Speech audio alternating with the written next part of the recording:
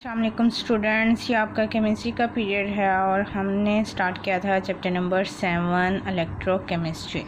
उसके बारे में हमने थोड़े से ऑक्सीडाइजिंग एजेंट क्या होते हैं, रिड्यूसिंग एजेंट क्या होते हैं, ऑक्सीडेशन क्या है, रिडक्शन क्या है, इसके रूल्स क्या हैं, ये सब हमने डिस्कस किया था। आज का जो हमारा टॉपिक है वो है इलेक्ट्रोकेमिकल सेल्स। इलेक्ट्रोकेमिकल सेल्स क्या होते हैं? ये एक सिस्टम है जिसमें 2 इलेक्ट्रोड जो हैं वो हम यूज़ करते हैं और एक पॉजिटिव वाला और एक नेगेटिव वाला। इलेक्ट्रिसिटी, इसके नेम से ही पता चल रहा है इलेक्ट्रोकेमिस्ट्री, ठीक है। तो इलेक्ट्रो का क्या मतलब है? इलेक्ट्रिसिटी। ऐसे सेल्स जिसमें हमने जो है इलेक्ट्रिसिटी को यूज़ करना है केमिकल रिएक्शंस के लिए और एनर्जी को हमने स्टोर करना है, उन सेल्स को हम कहते हैं इलेक्ट्रोकेमिकल सेल्स। इसके आगे जो हैं 2 टाइप्स हैं इलेक्ट्रोकेमिकल सेल्स की। नंबर 1 पे है इलेक्ट्रोलाइटिक सेल,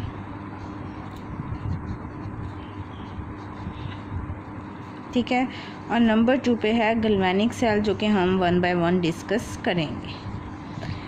सेल्स की हमने 2 टाइप्स देखी हैं, इलेक्ट्रोलाइटिकल सेल्स और गैल्वेनिक सेल। हमारे पास जो इलेक्ट्रोलाइटिक सेल है इसमें नॉन स्पॉन्टेनियस रिएक्शन होता है और जो गैल्वेनिक सेल है इसमें स्पॉन्टेनियस होता है। नॉन स्पॉन्टेनियस और स्पॉन्टेनियस लास्ट वाले लेक्चर में हमने डिस्कस किया था, फिर भी मैं आपको एक दफ़ा बता देती हूँ। नॉन स्पॉन्टेनियस ऐसे रिएक्शन जिसमें हमें किसी एक्सटर्नल एजेंट की ज़रूरत होती है वो इलेक्ट्रोलाइटिकल सेल्स में होगा, और ऐसे रिएक्शन जिसमें किसी एक्सटर्नल एजेंट की ज़रूरत नहीं होती वो स्पॉन्टेनियस होते हैं और वो गैल्वेनिक सेल में होगा। सबसे पहले हमें इलेक्ट्रोकेमिकल सेल्स में मैंने अभी बात की, हमारे पास 3-4 चीज़ें होना बहुत ज़्यादा ज़रूरी है। सबसे पहले ये कि हमारे पास नंबर 1 पे आता है इलेक्ट्रोलाइट होना ज़रूरी है। इलेक्ट्रोलाइट क्या है? वो सब्सटेंस जो कि एक्वा सॉल्यूशन में इलेक्ट्रिसिटी को कंडक्ट कर सकता है, ठीक है, वो हमारे पास इलेक्ट्रोलाइट है। The substance which can conduct electricity in their aqua solution, या तो मैं आगे लिख देती हूँ, कैन कंडक्ट इलेक्ट्रिसिटी,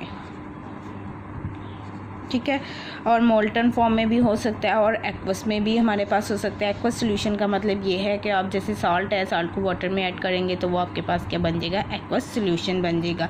अगर हमारे पास सॉलिड में है तो सॉलिड जो है वो इलेक्ट्रिसिटी जो है वो पास नहीं करते। नंबर 2 पे, नंबर 1 पे क्या था? इलेक्ट्रोलाइट हमें चाहिए। नंबर 2 पे इलेक्ट्रोड। इलेक्ट्रोड हमारे पास उसके अकॉर्डिंग जो हम सोल्यूशन कर रहे हैं उसके अकॉर्डिंग किसी ना किसी चीज़ का बना होता है। जैसे अगर हमारे पास ये जिंक सल्फेट का इलेक्ट्रोलाइट होगा तो ये हमारे पास जिंक का होगा, ठीक है। 2 इलेक्ट्रोड हम मोस्टली यूज़ करते हैं, एक पॉजिटिव वाला और एक नेगेटिव, पॉजिटिव और नेगेटिव, ठीक है। अब हम पहले डिस्कस करते हैं इलेक्ट्रोलाइट के इलेक्ट्रोलाइट क्या होते हैं और इनकी कितनी टाइप्स हैं।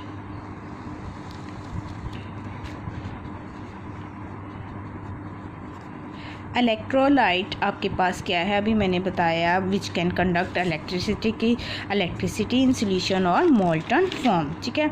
नेक्स्ट आपके पास है इसकी टाइप्स। इसकी सबसे पहले जो है वो आता है आपके पास स्ट्रॉन्ग इलेक्ट्रोलाइट। स्ट्रॉन्ग इलेक्ट्रोलाइट क्या होते हैं? ठीक है, स्ट्रॉन्ग इलेक्ट्रोलाइट वो इलेक्ट्रोलाइट जो आयनाइज होते हैं कम्प्लीटली, किसमें? एक्वस सॉल्यूशन में। The electrolyte which ionise completely, ठीक है, किसमें? एक्वस सॉल्यूशन में, ठीक है। और क्या करेंगे? प्रोड्यूस करेंगे मोर आयंस, मोर आयन, ठीक। नंबर इसकी एग्जांपल अगर हम देखें NaOH है, NaCl है, हमारे पास H2SO4 है, तो ये फ़ौरन से जो है पानी में हम डालेंगे तो ये हमारे पास 2 टाइप्स के आयंस बन जाएंगे, पॉजिटिव वाला और नेगेटिव वाला, ठीक है। इसी तरह H2SO4 के भी हैं। नंबर 2 पे है आपके पास वीक इलेक्ट्रोलाइट। वीक इलेक्ट्रोलाइट कौन से होते हैं? विच उसमें क्या था, जो आयनाइज कम्प्लीटली होंगे, इसमें थोड़ी सी एक्सटेंट, स्मॉल एक्सटेंट तक जो है वो आयनाइज होंगे। Which ionise to a small extent, ठीक है, थोड़ी हद तक, या हम कह सकते हैं 50% हो सकते हैं। तो ये जो है इसने मोर आयंस प्रोड्यूस किए थे, ये could not produce more ion, could not produce more ions। ठीक है। इसकी एग्जांपल हमारे पास एसिटिक एसिड है। एसिटिक एसिड का फार्मूला क्या होता है? CH3COOH। आपको पता होना चाहिए एसिटिक एसिड ये प्लस वाटर क्या है, जो हमने इसका एक्वस सोल्यूशन लिया है। तो हमारे पास क्या बनेगा? जब भी वाटर हो और दूसरा ऐसा सब्सटेंस जिसमें H हो तो वो हमारे पास हाइड्रोनियम आयन बनाता है, पॉजिटिव वाला। बाकी आप सारा एज इट इज़ लिख देंगे, क्योंकि एक हाइड्रोजन यहाँ से यहाँ शिफ्ट हुआ है तो H3O पॉजिटिव बना था, तो यहाँ तक आपके पास ये नेगेटिव आएगा। एसिटिक एसिड कहाँ प्रेजेंट होता है? एसिटिक एसिड जो है ये आपके पास विनीगर में होता है, सिंथेटिक हो या नेचुरल हो, तो उन दोनों में ही ये जो है एसिटिक एसिड प्रेजेंट होता है। नेक्स्ट आपके पास नॉन इलेक्ट्रोलाइट। ठीक है, हमने अभी इलेक्ट्रोलाइट को डिस्कस किया था। इलेक्ट्रोलाइट क्या होता है? वो सब्सटेंस जो कि इजीली इलेक्ट्रिसिटी पास कर सके सॉल्यूशन फॉर्म में या मोल्टन फॉर्म में, एक्वस सॉल्यूशन में। तो नॉन इलेक्ट्रोलाइट क्या होगा? वो substance which do not ionise in their aqueous solution. ठीक है, अगर वो एक्वस सॉल्यूशन में आयनाइज प्रोड्यूस नहीं कर रहा तो इट्स मीन कि वो इलेक्ट्रिसिटी भी पास नहीं करेगा। Do not allow to pass electricity. ठीक है, do not allow to pass current कह लें आप या इलेक्ट्रिसिटी। ये था नॉन इलेक्ट्रोलाइट। ठीक है, इसमें हमारे पास एग्जांपल जो है वो आ जाता है बेंजीन, जो कि हम एक एज अ सॉल्वेंट भी इसको यूज़ करते हैं, और हमारे पास बेंजीन के अलावा शुगर सॉल्यूशन। ठीक है, नेक्स्ट जो है आपके पास यहाँ तक आज का था। थोड़ा सा एक और टॉपिक है अभी आपका, वो मैं अभी बता देती हूँ। इलेक्ट्रोकेमिकल सेल की हमने पहले दो टाइप्स की हैं, इलेक्ट्रोलाइटिक सेल और गैल्वेनिक सेल। अभी हम आते हैं इलेक्ट्रोलाइटिक सेल पे। नेक्स्ट फिर हम कल जो है वो गैल्वेनिक सेल डिस्कस करेंगे। इलेक्ट्रोलाइटिक सेल्स में अभी हमने जो इलेक्ट्रोलाइट नॉन इलेक्ट्रोलाइट की है, ये इसको डिस्कस करने का क्या हमारा पर्पस था? इसको डिस्कस इसलिए किया कि इलेक्ट्रोलाइटिक सेल में ये सारी चीज़ें हमारे पास यूज़ होनी है। इलेक्ट्रोलाइटिक सेल में हमारे पास क्या होता है? एक हम कंटेनर यूज़ करते हैं, उसमें हमारे पास सोल्यूशन होता है। ठीक है, वो सोल्यूशन जो होता है हम उसे कहते हैं इलेक्ट्रोलाइट।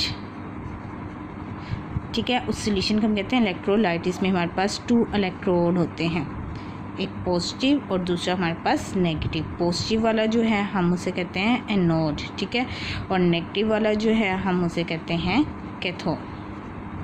ठीक है, मोस्टली कैथोड पे रिडक्शन होती है और एनोड पर ऑक्सीडेशन होती है। इसको हम कनेक्ट करते हैं एक बैटरी के साथ।